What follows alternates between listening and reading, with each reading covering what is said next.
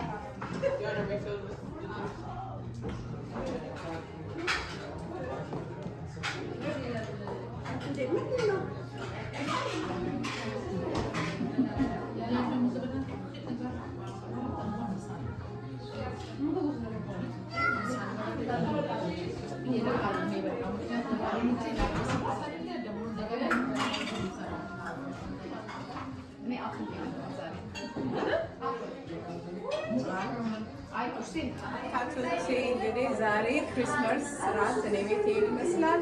ስለ ጊዜያችሁ እጅግ አድርጌ አመሰግናለሁ። በሌላ ቪዲዮ እስክንገናኝ ድረስ ቻው። ላይክ፣ ሼር፣ ሰብስክራይብ አድርጉኝ። እወዳችኋለሁ።